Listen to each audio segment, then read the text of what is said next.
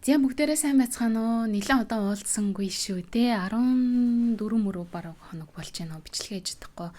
Нилээн удлаа. Манай хоёр хүүхэд хоёулаа энэ 14 хоногийн хугацаанд ээлжилж өвдлөө. Тэгээд Японд одоо зуны амралт эхэлсэн байгаа учраас том хүү маань гэртээ ингээд байж байгаа. Тэгээд нилээн их цаг маг хамт өнгөрүүлж байгаа учраас бичлэг хийх боломж ер нь олдохгүй байсан. Яг үнийг хэлэхэд бүр үнэхээр яг нэг цаг ингээд ярьчих ч зав болдохгүй. Ингээл бичлэгээ хийхийнсэн гэсээр ингээд 14 хоног өнгөрсөн байна. Тэгээд өнөөдөр манай хүү болохоор нэг юм сургалт амралт юм хоёр хосолсон юмд 2 шөнө 3 өдөр бейсболын клубийнхантайгаа хамтдаа өнөө өглөө 4:30 болж хахад явсан. Тэгээд охин маань бас нүдний халдвар авсан байжгаад одоо эдгэрээд өнөөдөр ямар ч лсэн цэцэрлэгтээ явж эхлээд тэгээд нэг юм бичлэгээ хийх боломжтой болоод та хэдийнхээ удаан хүлээсэн Айко гүнжийн талаарх бичлэгээ хийх гэж сууж байна. За Айко гүнжийг бол зарим хүмүүс маань мэдгүй байж магадгүй. Хин бэ гэвэл сая Монгол улсад айлчилсан Японы одоо хаан хатан хоёр байгаа шүү дээ тэ. Нарухито хаан болон Масако хатан хоёрын ганц охин байгаа. За тэгээд яагаад Айко гүнж маань бас олонний юм анхааралд нэлээд өрцдөг вэ гэх юм бол Нарухито хаан бол одоо Япон улсад цаашдаа ууг нь угсаа залхамжлах хүү төрүүлээд одоо өөрийнхөө хаан ширээг залхамжлуулаад явах хэрэгтэй хүн байсан боловч хүүтэй болж чадаагүй одоо охинтой ганц охинтой болсон. Харин Нарухито хааны дүү нь бол угсаа залхамжлах хүү төрүүлж чадсан байгаа. Гэхдээ угсаа залхамжлах хүүг нь одоо цаашид Япон улсын эзэн хаан тэ болох одоо потенциалтай хүн үгүй юу гэдэг дээр нь Японы ард иргэд жоохон ярилцдаг гэх юм уу. Харин энэ Айко гүнжийг бол цаашид энэ хаан ширээг залхамжлах одоо хатан хаан болох тийм потенциалтай гүнж юм а гэж үздэг байхгүй юу. Японы ард түмний 90% нь одоо энэ Айко гүнжийг цаашаад энэ хаан ширээг залхамжлах ёстой гэсэн тийм бодолтой байдаг гэх тийм аман яриа байдаг. Ч гэсэндээ яг тийм бодит тоон судалгаа бол байхгүй. Миний одоо өмнөх бичлэгийн комментэн дээр ч гэсэн бичсэн байсан. Айко гүнжийг зурагтаар гарангуут нь ч юм уу сонин манин дээр гарангуут нь ард иргэд амар дуртай хайрладаг. Өөстө хөөрхөн ямар хөөрхөн ингээд тийм дуртай байдаг тийм гүнж нь баггүй юу. Тэгээд би бас өмнө хэлжсэн нилээн тийм төгс маягийн те яг нэг тийм хүмүүсийн хүлээлтэнд хүрдэг тийм охин тийм гүнж байгаад байгаа. За тэгэхээр хэдүүлээ энэ хүний талаар энэ удаагийнхаа бичлэгээр ярьцгаана гэсэн үг. Айко гүнжийн яг бүтэн нэр нь болохоор Тошиномия Айко Найшино. Тошиномия гэдэг нь болохоор ерөнхийдөө цол хэрэгмэн хүндлэл дүүрэн ордон одоо хааны угсаа гэсэн утгатай бөгөөд гүнжид төрсэн цагаас нь хойш оноогдсон хааны албан ёсны цол. Энэ Тошиномия гэдэг цол хэрэгмэн бусдыг хайрлагч нэгнийг бусад хүн үргэлж хайрлна. Бусдыг хүндэтгэгч нэгнийг бусад хүн үргэлж хүндтгэн гэсэн ийм гүн ухааны санаанаас үүдэлтэй юм байна. За Айко гэдэг нэр нь болохоор яг өөрийнх нь нэрээ. Хувийнх нь нэр хайрлах, инрэх, Ко буюу хүүхэд охин гэсэн утгатай. Тэгээ бүтнээрээ бол хайрын хүүхэд одоо инэрлийн хүүхэд гэсэн утгатай. Гэдэг нь бол хайрлах гэсэн утгатай болоод байгаа. Энийг нь саяхан одоо Масако сама Монгол явж байхдаа дахин нэг унганд бас өгсөн шүү дээ. Хайр гэдэг яг энтэй адилхан одоо охиныхоо нэрийн нэг хэсгийг бас өгсөн гэж ойлгож болох нь шүү дээ.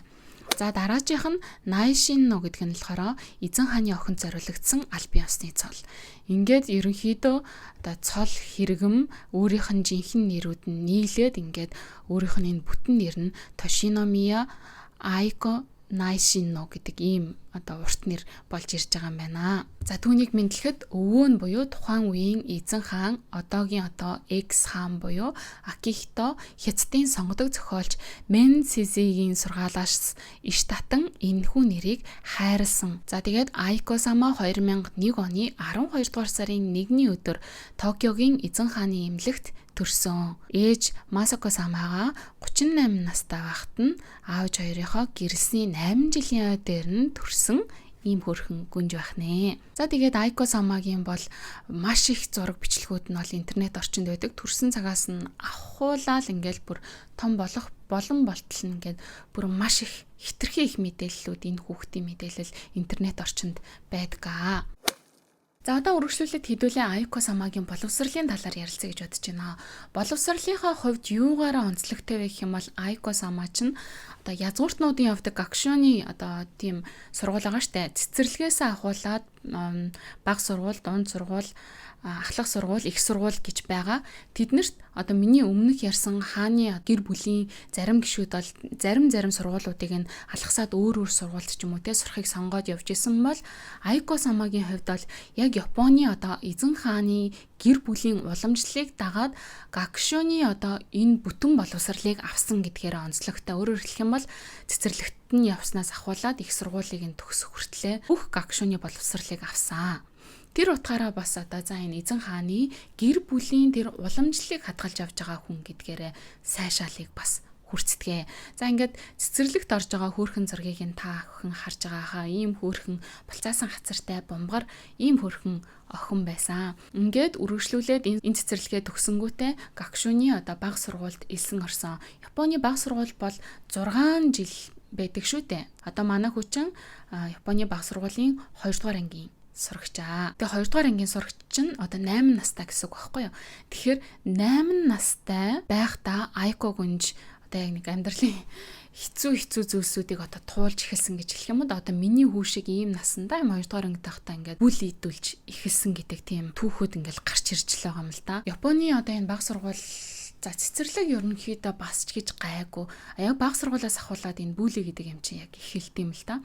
Айко Самад болохоор 8 настад нь юу тохиолдсон бэ гэх юм бол 3 дугаар сарын ихээр сургуулийнхаа хөвгүүдэд дээрлэхүүлсний улмаас гэртээ үлдэж сургуульдаа явхаа зогсоосон гэж хэлж болно хэсэг хугацаанд 2010 оны 5 дугаар сарын 2-нд буюу 2 сарын дараанаас ахуулаад одоо богино цагаар сургуульдаа буцаж явж эхэлсэн байдаг. Ингэж явхдаа эзэн хааны ордны ахлах ажилтан угсаа залгамжлах хунтаажийн гэрийн эмчийн зөвлснөөр ээжийнхээ хамтаар цөөн тооны хичээлдээ суун гэж одоо мэдэгдсэн байгаа юм. За энэ бүүлийнхэн талаар би та хэдтэй одоо өөрийнхөө ойлгосноор ярьж өгье гэж бодож байна. За яг 8 настай байж ах үедээ гинт одоо гүнж миний гэдэс өвдөөдөө би сургуультай явж чадахгүй ингээд маш их төгсөж гин ингээд айж гин ингээд эхэлсэн гэж байгаа байхгүй юу. Хүүхдүүдэд бол одоо ингээд айх түгших шинж тэмдгүүд нь гидс өвдөлтөөр их илүүтэй их илэрдэг штэ тий. Жишээлх юм бол манай хүү сайн гашиккугээ 2 шин 3 өдрийнхаа одоо юм сургалт аяллыг хослуулсан ийм юмдаа явах болсон чинь яг ингээд хэдэн өдрийн өмнөөс ахвалаа гидс нь ингээд ойр ойрхон өвдөд эхэлж байгаа байхгүй юу. Энэ бол ингээд нэг хүүхдийн түгшилтийн шинж тэмдгүүдийн нэг. Тэгээ яг Айко гүнжид бас яг ийм юм илэрсэн байгаа. Гэхдээ илүү жоохон хурц байдлаар илэрсэн гэж байгаа юм. Тэгээд Айко гүнжээс яг юу болсныг нь сайн лавлаж асуусан чинь ер нь ингээд эрт тармаар санагдаад тэ одоо бас л түгших юмгийг нь ингээд илэрсэн байгаа юм л да. Сургуулиас гарахын өмнө өмсдөг одоо уабаки гэдэг Япон хүмүүсийн сургууль дээр өмсдөг юм цагаан гутал байдаг шүү дээ. Тэрийгэ гэртээ харахтаа өмсдөг гутлаараа сольж өмсгөөд сургуулийн үүдний хэсэгт зогсож исэн чинь нэг хідэн банд нар гялсан амар хурдан гүйж хурж ирээд нөгөөдгөө чинь ингээд цочоосон байгаа байхгүй. Тэр нь гэхдээ одоо албаар байсан үгүйг мэдгүй. Тэрнээс нь болоод бүр ингээд шууд зүрхэн төг гэд нөгөө чинь ингээд амар их айж сандарч түгшсэн тэр байдлыг амссан гэдэг жаа. Тэрнээс хойшоо ингээд сургуультай явчихдгаа болцсон байгаа байхгүй юу. Тэгээд энийг нь болохоор гакшоны одоо бага сургуулиас тайлбарлахдаа хүүхдүүд зүгээр эрэгтэй хүүхдүүд одоо сахилгагуудаа зүгээр ингээ гүйж ингэж өнгөрснөөс нь болоод Айко гүнж одоо айсан байна гэдэг тийм тайлбарыг өгсөн. Харин эзэн хааны ордны зүгээс болохоор энийг нь юу гэж үзэж байгаа вэ гэх юм бол өмнө нь ч гэсэндээ Айко гүнж одоо юм янз янзын одоо бүл идэлтэнд нэлээд өрцдөг байсан гэж байгаа байхгүй юу. Гадаа ингээ явж байхад нь янз янзаар нэрээр нь дуудах байдаг ч юм уу те. Тэгэл хүүхдүүд чинь бас л нэлээд хоорондоо тийм хорон гадуурхалт явуулдаг шүү дээ янз янзаар нэг мэддэгдэх юм шиг мэддэхгүй юм шиг тиймэрхүү эвгүй юмд маш их өртөжсөнөөсөө болоод ингээ дотроо ингээ төгшөлт айдас дарамтуудтай ингээ яваад байсан. Тэгээд гинтийн яг тэр нэг үйл явдал тэ нүдэнд харагдаж үзэгдэхүйц тэр нэг юмнаас болоод нөгөөх нь яг ингээ тесэрсэн байгаа байхгүй юу. Тэрнээс хойшоо ингээ Айко гүнж сургуультай явж чадахгүй хэмжээний тийм одоо төгшөлтөнд орсон. Төгшсөн. За ингээд Айко гүнжийг сургуулийн бүл идэлтэнд одоо өртсөн гэдэг нь японочдыг маш их цочирдуулсан. Уг нь бол одоо Айко Самагийн элен зөвөг эзэн хаан Хирохитог дэлхийн 2 дугаар дайнд одоо Япон улс ялагдах хүртэл амьд бурхан мэт шүтэж ирсэн. Ер нь бол эзэн хааны гэр бүлд одоо маш гүн хүндэтгэлтэй ханддаг байсан энэ улс орн ч нь одоо юу болоод байна те. Хааныхаа одоо удам мөхсаг одоо бүлийдэх хэмжээнд ийм болчихсон юм уу гэдэг одоо утгаар хүлээж авч цочирдсан гэсэн үг. Токио хотын төвд байдаг одоо Шинжикуд байрладаг энэ гакшууны сургуулиас мэдээж яаж зүгээр ах вэ? Хэвлэлийн хурал одоо зарлаж юу болсон тухай мэдээлэл хийсэн.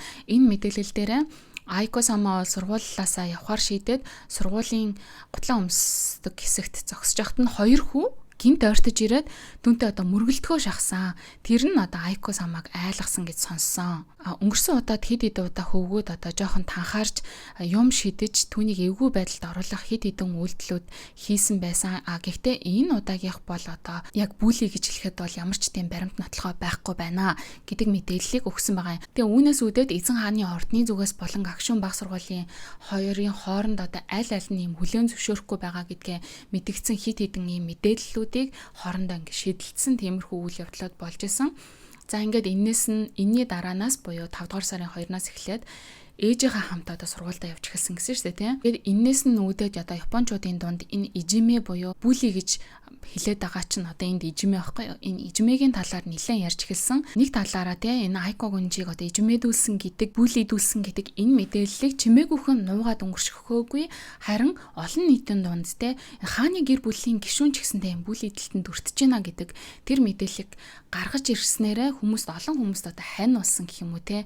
Дээрээс нь энэ ижимэгийн талаар илүүтэй сайн ярилцах тийм илүүтэй энэ талаар анхаарах хэрэгтэй гэдэг сигналыг өгсөн. Учираас одоо нэг талаараа энд нь олон нийт талархалтай хандж исэн. Дээрээс нь гэр бүлийнхаа одоо ийм эмзэг асуудлыг те гэр бүл дундаа Эзэн хааны гэр бүл гэж байгаа штэ. Эзэн хааны одоо угсааны гэр бүлд тохиолдож байгаа энэ эмзэг асуудлаа нийгмийн дунд одоо яг нээлттэй хүлээн зөвшөөрч ярилцсан нь Японы уламжлалт орчинг эвдэж олон нийтэд сэтгэл зүйн дэмжлэгийн ач холбогдолтой байсан гэж хэлж байгаа юм. Яад гэх юм бол Масако сама ч өөрөө бас сэтгэл зүйн асуудалтай adjustment disorder гэдэг онцтой хүн шүү дээ тий. Тэр утгаараа охиноо ингэж маш их ойлгож охиныхоо одоо энэ сэтгэл зүйн асуудлыг бол тоохгүй орхиогүй гэх юм уу тий. Бүр үнэхээр сайн дэмжиж өгч ийсэн гэдгээрээ ямар сайн одоо хичээл дээр нь ч гэсэндээ хичээлийн нь хойно ингэ сууж идэг гэсэн гэж аахгүй 1-2 цаг байсан ч гэсэндээ энэ утгаараа ингээд охин нь ч гэсэндээ маш хурдан эдгэрхэд ээжийнх нь оролцоо маш их нөлөөтэй байсан гэж ярьд юм бэлээ. Энийний дараа жил нь буюу 2011 онд Айко сама болохоор уушигны хатгалгаа өвчнөр өвдөж эмнэлэгт хэвтчихсэн бас ийм түүхтэй байт юм бэлээ. Ингээд 2014 онд Гакшууны нэрэмжит охтын дунд сургуульд элсэн орсон. За ингээд дунд сургуульд орохдоо ийм хөөрхөн охин болоод хурдан юм а тий цаг хугацаа гэж нэрээ. За ингээд дунд сургуульд ороод бас Айко самаг янзын хил ам бас тойроогүй дайрс ч өнгөрсөн. Энэ нь юу гэх юм бол нэг хэсэг нэлээд жин хасаж эхэлсэн. Жишээлх юм бол одоо хэдүүлээ энэ зургийг харъя л да. 2015 оны 12 сарын 23 буюу одоо шинэ жилийн үеэр гэр бүлийнхэнтэйгээ авахулсан зурган дээрээ юм нэлээд хөрх юм болцохоор юм чапи харагдаж байгаа биз. Ингээ 2016 оныхон зургийг нь харах юм бол маш их турсан харагдаж байна. 2017 оны 2 сарын 23-ны зурган дээр нь бүрч их турсан байгаа бол 2018 оны 9 сараас ахуулаад арай жоохон ингээд дээрдэж эхэлсэн энэ зургнуудыг ингээд гаргаж ирж одоо манайхнаар бол сэвж эхэлсэн гэсэн. Тэгээ Айко сама яагаад энэ үед ингэж их турсан юм бэ гэх юм бол нөгөө дунд сургуульд ороод хүүхэд чинь ингээд өсвөр насндаа ороод ирэнгүүт чинь сэтгэл зүйн хувьд нэлээд юм өөрчлөлттэй болж эхэлж байгаа. Тэгээ гормон, дааврын хувьд ч гэсэндээ янз янзын юмнууд одоо үзэж туулж эхэлдэг нас нь болж байгаа. Энэ үед нь олон нийтийн шүүмжлэл бас маш их байсан. Тэгээд угаасаа байхгүй анч гэж байхгүй. Тэрийг ингээд үзэж сонсож эхэлдэг нас нь болсон гэж хэлэх юм уу да. Тэг хитрхи юм болцгор байна, бумбур байна. Жохон муухагаар хэлэх юм бол царай муутай байна. Тэ нөгөө хоёр үеэлэгч нь байгаа шүү дээ, тэ. Эзэн хааны дүү буюу Фумихитогийн хоёр их одоо охин байгаа. Мако болон Како хоёр байгаа. Энэ хоёртой харьцуулахад арай царамуутай байна. Гүнж гэж одоо хэлэхэд жоохон тийм байна. Ер нь уг нь хааны угсааныхан бол том нүдтэй. Одоо ямар одоо ийм царайлаг байдаг гэдэг ч юм уу те. Тиймэрхүү юмнууд ярин дээрээс нь хитрхийн их жинтэй байна. Хүн дээрээс нь одоо тэр дунд сургуульд ахтаа ч илүү ээжийнхээ бэлгэлсэн одоо нэг юм хүүхдийн гүчигийн цүнх бариад явж байхад нь зургийг нь аваад бүр маш их шүүмжилсэн. Бидний татварын мөнгөөр юм гүчигийн цүнх авлаа гих мэтэр шүүмжлэлт өртөж эхэлсэн. Хаад ингээ бодтой өсвөр насндаа ингээ хэдэн сая хүмүүсээр ингээ иймэрхүү шүүмжлэл хэлүүлнэ гэж боддоо. Тэгэхээр чи энэ хүүхэд чи яаж зөөр ах вэ? Тэгээ ингээд наана ингээд энийгээ сууж байгаа ч гэсэндээ цаанаа ингээд маш их өвдөж байгаа. Тийм ч учраас одоо олон нийтэд таалагдахын тулд магадгүй юм мэдхэ болсон л гэж байгаа юм л да. Анорексия гэдэг нэг бас өвч мэдэрчтэй. Ер нь одоо ингээд тураад ирснийхэн дараа нь ийм өвчнөд болсон юм шиг. Ер нь зүгээр үе энэ айкосама чинь зүгээр үг гэх мэтэр ингээд янз янзын шүүмжлэлүүд гарч эхэлсэн. Яг энэ 2-3 жилийн хугацаанд айкосамаг бол яг сэтгэл дотроо бол юу туулж ирснийг бол бид нар мэдэхгүй. Гэхдээ энийгээ бол давж гарч чадсан. Тэгэхээр юм багаасаа ахуулаад сэтгэл зүйтэйгээ тулж багаасаа ахуулаад одоо ийм сэтгэл зүйн хэцүү зүйлсүүдийг туулж ирсэн охин. Тийм учраас бас чангатуу гэж үздэг айкосамаг. За ингээд 2018 оны 100 болохоор айкосама Их Британий Итон гэх коллежийн зуны хөтөлбөрт хамрагдахаар гадаад улсад анх удаага бие даасан аяллаа хийж исэн байна. Одоо ингэж гадааддаа ганцаараа бие дааж явахт нь яг гэр бүлийн ойрын нэрээ нуцалсан их сурвалжийн мэдээлснээр Масако хатан маш их сэтгэл санааны дэмжлэг үзүүлсэн гэдэг мэдээлэл байд юм байна. Гэ 2020 оны 2 дугаар сар тэрээр Япон хэл уран зохиолын мэргэжлэр Гакшүний их сургуульд элсэн орсон байдаг. За Гакшүний их сургуульд орсноосоо хойшоо бол айкосамаг маш шаргуу оюутан гэдэг тоцтгол бол үргэлж дагаж явж байсан. Яагаад гэх юм бол ер нь ихэвчлэн шөнө орой болтол ном уншдгаас нь болоод аав болох одоогийн эзэн хаан Нарухито за одоо унт мунт энэ төр гэж шаарддаг байсан гэж байгаа юм л да. Тэгээд өөрөө өөртөө бүр хитрхи юм шаардлага өндөртэй ханддаг байсан учраас одоо нэг ханзан дээрээ жишээлх юм ба шалгалтын дээр ч юм уу те алдах юм бол тэрийгэ заавал 100 удаа бичих ёстой гэдэг ч юм уу. Тиймэрхүү юм даалгавруудыг өөртөө өгдөг тийм охин байсан байлээ. Их сургуулийн төгсөлтийн ажил нь бас хүмүүсийн анхаарлыг нэлээд татаж байдаг. Яагаад гэвэл энэ нь айкосамагийн өөрийнх нь сэтгэлийн толь болж идэг гэж хэлдэг. Ер нь яг энэ хүн чинь юу хүсэж идэв, юу нь сонирхолтой юм бэ гэдгийг нь харуулсан сэтгэлийн толь гэдэг утгаараа түүний төгсөлтийн ажлын сэдв нь Шокуши гүнж ба түүний Вака яруу найргийн судалгаа гэдэг сэдвтэй байсан. Шокуши гүнж нь дундад зууны үеийн эзэн хааны гэр бүлийн яруу найрагч эмэгтэй байсан байна. Энэхүү сэдвийн сонголт нь одоо тийм санамсаргүй зүйл бол байгаагүй. Түүхэн дэх эзэн хааны гэр бүлийн эмэгтэйчүүдийн одоо маш тэр нарийн төвөгтэй амьдрал урлагаар дамжуулан өөрийгөө хэрхэн илэрхийлж исэн гэдэг дээр нь илүүтэй татагдаж тэрийг ч гэсэндээ хүмүүст ингэж харуулахыг хүссэн сониуч байдлынх нь илэрхийлэл болсон. Тэгээд энэ судалгааны ажил нь болохоор орчин үеийн гүнж буюу те одоо өөрийгөө тэр дундаа эзэн хааны цорын ганц охины хувьд түүхэндээ эрэгтэйчүүд давмгаалсан энэ институцэд эзлэх өөрийн өвөрмөц байр суурийг тусгаж илэрхийлэхийг хүссэн түүний одоо чин сэтгэл байсан гэж үзэж байгаа юм. Түүний удирдагч багш Наконо Такуфуми түүнийг шантаршгүй гэж магтаж одоо судалгаагаа сайжруулахын тулд хамгийн сүүлийн мөч хүртлээр бүр уйггүй ажиллаж исэн өөрийнхөө санааг дандаа өөрийнхөө үгээр илэрхийлэхийг хичээдэг байсныг онцлсан байсан. Айкосама болохоор энэ судалгааны ажлын талаар нэг ямыг судлахаар дараа дараагийн судлах зүйлс нь ингээ ара араасаа гарч ирж идэг дуусахгүй юм шиг санагдчихжээ. Ялангуяа эцсийн хугацаа ойртох үед маш хэцүү байсан хэмээн дурсан байдаг. Тэгээ Японы арц дүмэн бол Айко гүнжийн энэ судалгааны ажилд нь маш сэтгэл хангалуун байдаг. Яагаад гэвэл яг Японыхоо өв уламжлалыг уламжлалт зүйлсийг судалж тэрнийхээ гүн рүү орж ийнө гэдг нь одоо энэ эзэн хаан эзэн хааны гэр бүлийн үүрэг хариуцлагын нэгэн хэсэг юм аа. Тэгэхээр амьдралынхаа цаашд авч явах гэж байгаа тэр сонирхож байгаа тэр зүйлс нь бол Японы тэр уламжлалт зүйлсийн гүнд нь байна гэдг нь олонний хайр үндэслэлийг хүлээж исэн гэж хэлж болно гэсэн үг. За одоо хэдүүл Айко гүнж яагаад энэ ард түмнийхээ хайрыг ингэж их татаад байгаа юм бэ гэдэг тэр зүйлсийн талаар хэд хэдэн онтой баримтуудыг нь ярих гэж бодож байна. Боловсролын хувьд бол одоо иймэрхүү гэсэн 2024 онд гэдэг чинь өнгөрсөн жил дөнгөж их сургуулаа төгссөн одоо юм залуухан охин бахан шүү дээ залуухан бүсгүй бахан байна. За юуны өмнө бол олны өмнө биеэ хэрхэн авч явахаа маш сайн мэддэг. Олны өмнө биеэ ингээд яаж авч явахаа мэддэг гэхээр юм жүжиглэх биш. Дандаа яг нэг тийм үнэн дүр төрхөөрөө ингээ байдаг гэдэг нь яг нэг тэр нэг хүний харцнаас нь мэдэгдэн гэдэг шүү дээ. Үйл хөдлөлөөс нь харцнаас нь мэдэгдэн гэдэг шиг. Тэгээд тэр болгон дээр нь жишээлх юм бол ирээдүйд одоо угсаа зулгамжлах хисахитаа хунтаажтай ингээл үргэлж харьцуулдаг гэх юм уу те. За энэний одоо үйл хөдлөлтэй ийм байна. Биеийн хилэмж нь ийм байна. Харин Айко самагийн болохоор ийм байна. Харалтаа те байж байгаа нь аль нь илүү өөрийнхөө байна. Тэгээ өөрийнхөө байхдаа аль нь илүү хүнлэг, эрхэмсэг те энэ эзэн хааны гэр бүлийн удам ухсааг авч явж чадхаар тийм хүн байна вэ гэдэг дээр ингээл үргэлж одоо харьцуулж идэг гэж хэлж болно.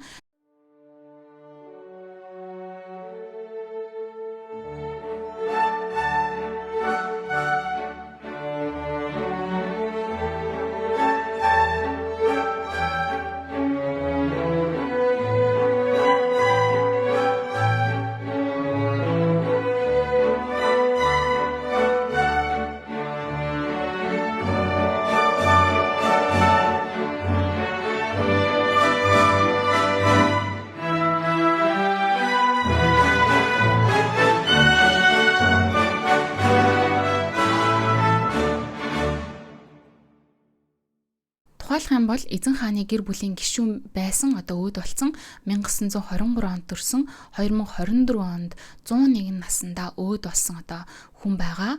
Энэ хүнтэй одоо өөд болсныхан дараа салах ёс гүйцэтгэх ёслол дээр бие хэрхэн авч явж байгаа нь бүр маш их олонний анхаарлыг татсан.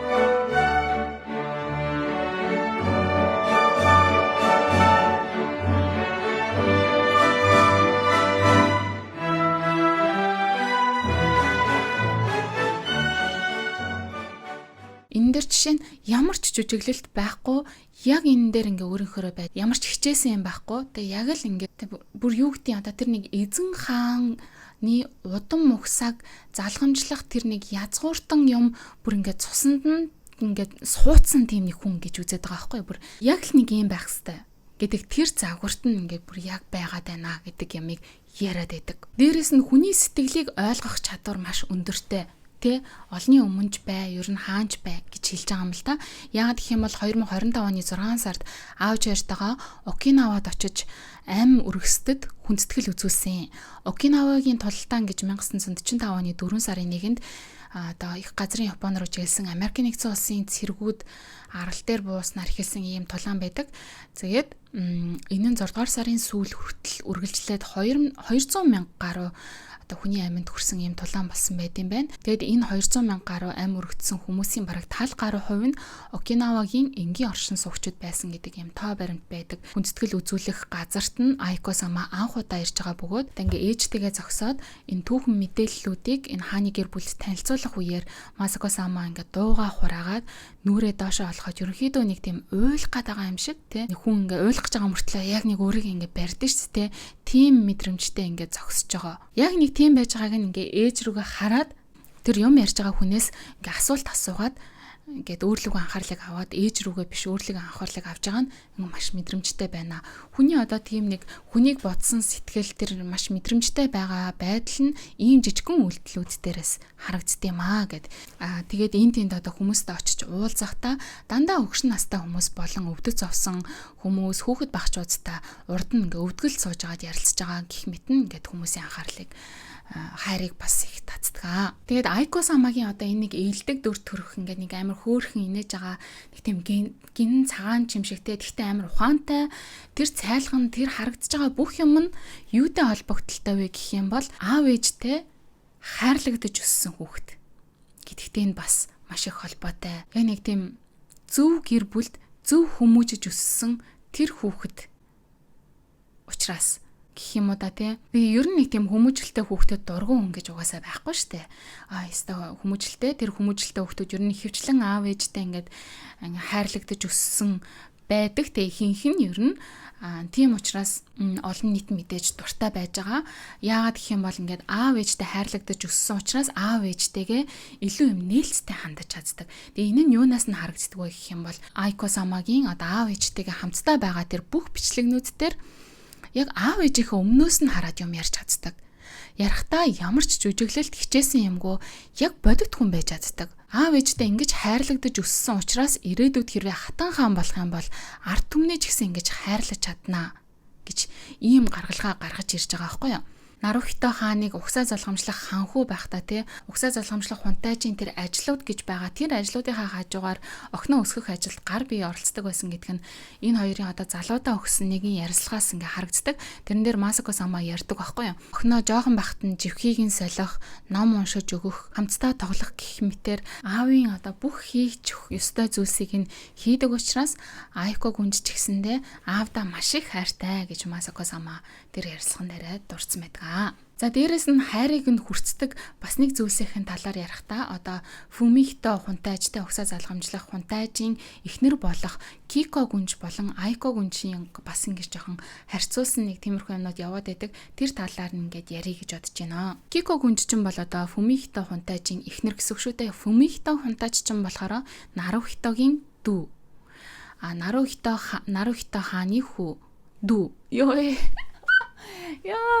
За тэгээд Кико гүнж болохоор олон нийтийн донд ямар одоо шүүмжлэлтэй байдаг вэ гэх юм бол Фумихито хунтайжийн гэр бүл нь одоо 3.4 биллион йений тансаг хаваст амьдардаг. За энийг бол одоо хэн зохицуулж байгаа гэх юм бол мэдээж айл гэрийн эзэгтэй болох Кико гүнж зохицуулж байгаа. Тэгээд тийм учраас ард түмний одоо татврын мөнгөөр хэтэрхий өндөр үнэтэй газар амьдарч байна гэдэг шүүмжлэлийг маш их одоо хүлээдэг. Дээрээс нь Айко самаг хүү Хисахито хунтайжтай нь ирээдүйн хаан ширээний төлөх өрсөлдөөнд одоо халуун маргаан өрнүүлж чадж байгаа болохоор жаахан одоо нүд үзүүрэлдэг гих цуурхал бас маш их байдаг. Дээрээс нь Кико гүнжийн охтууд нь те одоо хуучнаар бол нөгөө хуучин одоо эзэн хааны гишүүн байсан Мако сама одоо энгийн иргэнтэй гэр бүл болоод эзэн хааны гэр бүлээс нэрээ асуулсан байгаа. За мөн Како гүнж. За тэгээд дээрэс нь Хисахито хунтайж гэдэг эдний гэр бүлийн өмсөж зүүж хэрглэж байгаа юмнууд нь дандаа юм хитрхийн үнэтэй юмнууд байдаг. Ерөөсөө тийм ард түмний татврын мөнгийг ингэж хайрладаггүй тийм гэр бүл гэсэн тийм шүүмжлэлийг хүлээдэг. Энийг бол ингэж зохицуулж явах хэрэгтэй хүн уг нь энэ эзэгтэй буюу Кико гүнж байх хэрэгтэй байтал ингэж чаддаггүй гэж үздэг. Харин хааны охин буюу одоо Айко сама бол аль болох зардал мөнгө маш их бага гарах гэж хичээдэг. Тухайлах юм бол хувцснуудаа маш олон удаа өмсдөг. Нэг юм дээр өмссөн юмаа дахин өөр юм дээр олон удаа өмсдгөө. Жишээлх юм бол Нарухито хааны өмнөх хаан болох те Акихито хааны эхнэр те миний өмнөх нэг бичлэгэн дээр ярьж байсан маш үзэсгэлэнтэй гэдгээрээ алдартай байсан хатан Мичико сама гэж байгаа шүү дээ. Энэ Мичико сама чинь жишээ нь нэг одоо зураг авалтанд орохын тулд нэг шинэ хувцас худалдаж авдаг гэдгээрээ олонний шүүмжлэлийг маш их хүлээдэг байсан байхгүй юу. Харин Айко сама болохоор тэр хувцас ингэж дахин өмсдөг гэдгээрээ нэгдүгürt хүмүүст одоо маш их сайшаалыг нь хүртдэг. Дээрээс нь нэмээд 2021 онд Айко сама 20 нас хүрээд одоо нас биенд хүрж байгаа гэж үзэж байгаа юм л да. Энэ үедээ эзэн хааны гэр бүлээс өөрийн гэсэн одоо тиара, даймонд чигтгээтэй титмээ одоо авдаг. Ер нь эзэн хааны гэр бүлийн гүнжнэр бүгдээрээ 20 нас хүрэхдээ өөрийн гэсэн одоо титэмтэй болдог байхгүй маш үнэтэй. Энэ нэг титмэн ойролцоогоор 30 сая орчим йений үнэтэй байдаг. Гэтэл яг 2021 онд буюу дэлхийд даяар ковид нүүрлсэн байх энэ үед Айко сама одоо 20 наснд хүрч энэ ёслол нь болсон. Тэгээд энэ үед бол Япон улсын одоо эдийн засаг бол бас маш хүнд байсан. Япон гэлтгүй ер нь дэлхийн нийтээр эдийн засгийн хүнд үеийг даван туулсан шүү дээ. Тэгээд энэ үед нь эзэн хааны гэр бүлийн агентлагаас ч гэсэндээ жилийн ер нь төсөв хүрэлцэхгүй байгаа талаар мэдээлж байсан. Тэгээд энэ уламжлалын дагуу гүнж олны өмнө чухал үйлдэл явдалд оролцохдоо энэ титмээ уг нь бол зүүх ёстой. Ер нь нэг тэр улсын нэр хүнд бас байна да тий. Тэр гүнж одоо титэмгүй гараад ирэхэд тэгээ хичнээн одоо төсөв мөнгө хэцүү байсан ч гэсэндээ бас нэг гүнжээ титэмгүй гаргаад ирэх чинь бас одоо хэцүү байна шүү дээ тий. Тэгээд одоо энэ үед нь яах вэ гэд явж байхад нь Айко гүнж аав гихч Саяко гүнжийнхаа хуучин титмийг зүүх шийдвэр гаргадаг. Хуучин гэдэг нь ямар ч хэрэгтэй вэ гэх юм бол Саяко гүнж болохоор Айко самагийн аавынх нь буюу одоогийн хаан Нарухитогийн охин дүү нөхгүй юу. 2005 онд 35 настай одоо мөн энгийн иргэнтэй гэр бүл болоод эзэн хааны гэр бүлээс өөрийн нэрийг асуулсан ийм гүнж байгаа. Тэгсэн ч гэсэндээ гүнжнэр одоо тэр тиара буюу титмээ инж болгоод аваад явт юм байна. Гэхдээ одоо энэ үйл явдал болон одоо янз бүрийн хааны томоохон үйл явдлуудад оролцох боломжгүй учраас ихчээс нь тэр титмийг энэ төр зүр зээлээд зүүсэн байгаа юм. Ингэж одоо эзэн хааны гэр бүлийн тэр одоо хүнд хэцүү цаг үед нь те ийм ухаалаг шийдвэр гаргасанд нь бас мэдээж арт түмэнд баярлах нь гарцаагүй. Тэгээ өмнө би бас нэг хэлсэн шүү дээ, ээжийнхаа бэлгэлсэн тийм хүүхдийн Gucci-гийн гар цонх барьцсан явж агаад олонний шүүмжлэлт өртөжсэн гэсэн тэр цагаас хойшоо бол Айко гүнж ерөөсөө нэг ч удаа үнэтэй хувцастай ингэж олонний өмнө харагдаагүй гэдэг.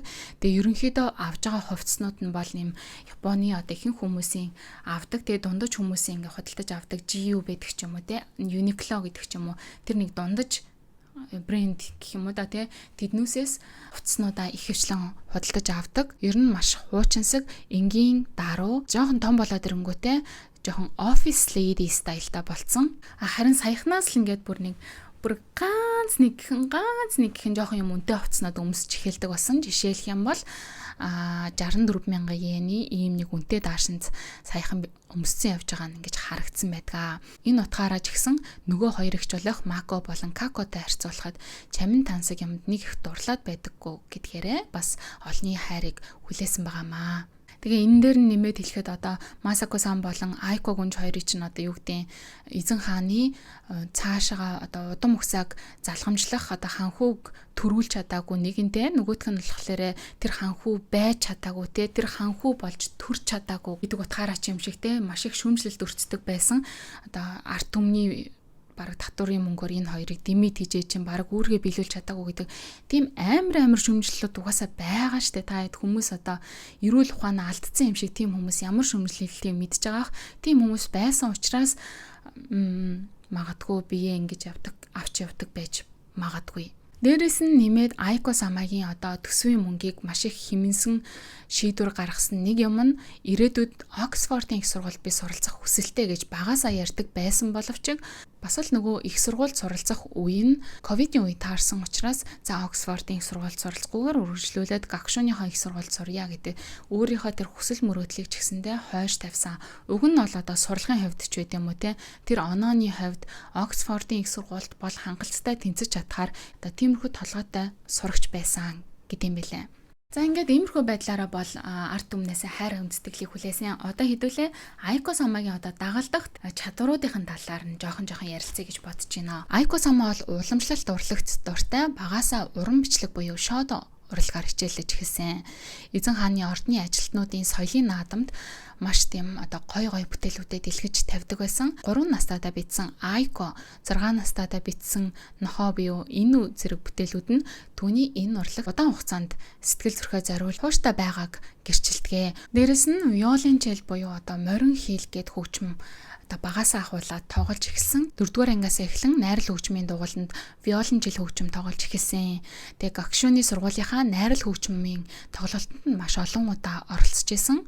Тэгээ эцэг эхэн ч гэсэн үзэгчдийн судлаас түүнийг дэмждэг. Тэр нэг одоо халуун дотн тэр уур амьсгал нь одоо энгийн иргэдийн гэр бүлийг тэр уур амьсгалыг санагдуулдаг гэсэн одоо сэтгэлүүдийг маш их авдаг. Одоогийн эзэн хаан Нарухито ч нь болохоор сая Монголд очиод нөгөө хийл хөгжим тоглосон шүү дээ тий. Тэр хийл хөгжим болон охиныхоо морин хийл хоёртойгоо хоёулаа бас найрал хөгжим тоглож хамтдаа тоглолтод оролцож исэн тиймэрхүү тохиолдлууд бас байдаг юм байлээ. Энэ талаар би нөгөө өмнө нь ярихдаа Нарухито хааныг хийл тоглодог, харин аав болох тий хуучин эзэн хаан Акихитон морин хийл тоглодог гэж хэлж хагаад морин хуур тоглодог гэд андуураад хэлсэн байсан. Тэгэхээр өөрийнхөө өвөөтэйгээ адилхан юм хөгжмийг тоглож сурсан байх нэ. Энэ хөгжмөөрөө дамжуулан маш олон тийм сайхан найзуудтай болсон одоо зүрх сэтгэлийн бас маш их боловсрал олж авсан гэдг нь одоо нэг үйл явдлаар нь тодорхой харагддаг. Яагаад гэх юм бол Гакшуны сургуулийн ангийнх нь одоо найз нь 21 наснда таалал төгссөн. Одоо энэ морин хийлж Ямамото Канон гэдэг нэг ийм хөрхэн залуухан хүүгийн дурсгалтанд зориулсан буйны тоглолтод нь аав ээж хоёртойгоо хамтдаа очиж оролцож байгаа бичлэгүүд нь бас интернет орчинд нэлээд их байдаг. Тэгээ энэ Ямамотогийн эмчлүүлж байсан эмнэлэгт нь хөгжмийн өрөө байгуулах тэр хүслийг нь найзынхаа хүслийг биелүүлэхэд энэ тоглолтын орлогыг зориулсан байдаг. Тэгээд мэдээж эзэн хааны гэр бүлийнхэн оролцож үзэж байгаа энэ тоглолт бол мэдээж маш их одоо өндөр орлоготой байх нь тодорхой. Тэгэхээр энэнд очиж оролцож үзэж гинэ гэдэг нь өөрөө тэр найзынхаа төлөө хийж байгаа том буйных нь нүүс нь байсан гэж хэлж болно. Тэгээд одоо зөвхөн урлаг болон мэдлэг чадвараараа үнэлэгдээ зогсохгүй бас жоохон юм спортын авьяаста гэдгээрээ хүмүүсийн хайр хүндэтгэлийг бас хүлээдэг. Жишээлх юм бол сумо бүхэд маш их дуртай гэж байгаа байхгүй. Бүр ингээ жоохон байхаас ахуулаад баг маш олон баг ихэнхдээ дээдзэн дааны бүгчүүдийн ингээд нэрийг нь мэддэг, аль одоо аймаг сумын тэ бүх гэдгийг нь мэддэг ингээ байсан гэж тэгж байгаа юм. Тэгээ том болоод яг жоохон ч гэсэн жоохон тэр нь ингээ багассан ч гэсэндээ сумогийн ордонд зочилж сумаа бүх үздэг. Одоо тэгэнгүүтээ сумогийн холбооны хүмүүстэй уулзаад нөгөөдөл нь мэдээж одоо хааны угсааны хүн хүрээд ирсэн багт ч ингээл юм танилцуулаа явж хахад одоо маш гүн гүнзгий асуултууд ингээ асуудаг гэж байгаа. Жишээлх юм бол одоо энэ дэвжээний өндөр нь яагаад одоо хэдэн сантиметр байдیں۔ Яагаад ийм одоо өндөртэй байдیں۔ Ямар учиртай байдیں гэдэг ч юм уу те. Тийм зүгээргүй асуултуудыг асуудаг гэдгээрээ бас ярьдсан байлээ. Тэр чи одоо 10 эдхэн настай хүүхэд байгаа шүү дээ тий. За тэгээд сагсан бөмбөг, теннис, софтбол зэргээр хичээлдэг, аав ээжтэйгээ хамтдаа гүүх дуртай, усан цэлэлтээр бас маш хичээлдэг гих мэт иймэрхүү юунууд байна. За тэгээд дуусахгүй дээрэс нь Айко Самач одоо амьтанд маш их хайртай гэдгээрээ багас хүмүүсийн хайрыг татдаг. Яагаад гэх юм бол ингээ багаас ахуулаад амьтан ингэж үрчилж авч тэжээдэг. Одоо манаа нөгөө Азтаа савар гэдэг шиг те Азтаа савруудыг авч ингэж тэжээдэг байсан байхгүй Айко Сама. Жишээлх юм бол 2009 онд нэг нохоог үрчилж авч тэжээгээд түүндээ Юри гэдэг нэр өгсөн. Тэгээд энэ үрчилж авсан Юри гэд нохоогоо гэр бүлийнхаа гишүүн гэж үзээд одоо байнгын одоо албан ёсны том гэрэл зургууд дээр хамтдаа зураг авахулдаг байсан. За энэ зургнууд дээр би нохоонуудынх нь зургуудыг нь жоохон солиод гаргаж иж магадгүй яг аль нохоо нь аль нэртэй гэдгийг би яг үнэндээ сайн мэдэхгүй байна. Тэгээд энэ нохоо нь 16 наснда нас барахт нь гэр бүлийнхэн нь маш ихээр гашуудж исэн. Мөн Ми болон Севен нэртэй муур нууцтай байсан. Муурын золзоо Миг болохоор Акасака гэдэг ордны эзэмшилтэнд төрсэн явж байхад нь авч тэжээжсэн. Харин Севен гэд муур болохоор амьтдын асрах газраас үрчилж авч исэн байна. За мөн дээрэс нь Айко Сама их сургуулаа төгсөнгүүтээ улаан загалмай нийгэмлэгт элсэн нь бас л олны хайрыг ингээ хүлээсэн гэж хэлж болно. Амьтан тайртай учраас цаашаад ер нь хүмүүсийн болон те амьтны төлөөх, эрхийн төлөө тэмцэхийг хүссэн. Ер нь ингээд энэ хүний хувь хүн ингээд энэ хийж байгаа юмнуудаас нь харагдаад байна. Хувь хүн нь ийм учраас ийм зүйлсийг одоо сонирхож хийж байгаа гэсэн үг гэж байгаа аахгүй юу? Тийм ч учраас цаашид хэрвээ хатан хаан болж чадах юм бол ард түмэндээ яг ингэж хандж чадна гэдэг юм харагдаж байгаа юм. Улаан загалмай нийгэмлэгийн залуучууд ба сайн дурын хэлтэст нь ажиллаад тэл материалыг засварлах, сургалтад зохион байгуулахад тусалдаг тэр хэсэгт нь ажилласан. Тэгээ ингэж ажиллаж байхдаа ямар нэгэн тийм гүнж гэдэг утгаараа онцгой халамж ерөөсө хүсээгүй тийм нас татгалзаж исэн. Эхний 7 хоногтой бүр бүтэн 5 ингээд өдөр ажиллахдаа оройн 8 цаг хүртэл оройтож ингэж ажилладаг байсан. Эзэн хааны ордны албаныхныг хүртэл гайхшруулад ингээд санаа зовход хүргэж исэн. Өөрийнх нь хэлснээр болохоор угаасаа энэ хийж байгаа зүйлс нь яг өөрийнх нь юм сонирхож исэн юм гэх юм уу? Нийгмийн сайн сайхны төлөө ингээд ямар нэг юм хийхийнсэн гэж хүсэж исэн тэр хүсэлтэй нэгдэж исэн учраас дээрэс нь эзэн хааны гэр бүлийн одоо үндсэн хүлээсэн үүрэг энэ учраас би энийг одоо ингэж үнэн сэтгэлээсээ хийж байгаа гэж хариулсан байт юм байлээ. За тэгээд мэдээж одоо их сургуулаа төгссөн хүнээс чинь Айко Санг одоо жирийн иргэнтэй суугаад энэ эзэн хааны гэр бүлээс гараа явах болов эсвэл яах бол ер нь хинтээ суух бол гэд мэдээж гэрлэлтийн талаарх асуудлууд нь бол олон нийтийн одоо анхаарлын төвд ороод эхэлсэн байгаа. Тэгээд энэ талаар нь асуухад бол хамтдаа байхдаа дандаа ингээд инээдэг хүнтэй ингээд ирээдүйд гэрэлмээр байна гэсэн хариултыг өгсөн байдаг. Одоо олон нийтийн зүгээс бол нэг юм хоёр эрэгтэй дээр анхаарал төвлөрсөн байт юм билээ. Нэг нь болохоор агшууны сургуульд ингээд хамтдаа сурч исэн нэг залуу байдаг. Нэг нь болохоор өөрөөс нь 10 насаар ах билүүдээ те яг юм язгууртан гэр бүл бүр өмнө нь одоо нэг байсан эзэн хааны тэр угсааных нь бүр юм одоо холын хамаатан гэх юм да те тийм нэг хүн одоо багаасаа хамт тоглож өссөн нэг залуу байдаг. Энэ хоёр дээр одоо жоох юм энэ хоёр байж магадгүй гэсэн тийм таамгууд байдсан байлээ.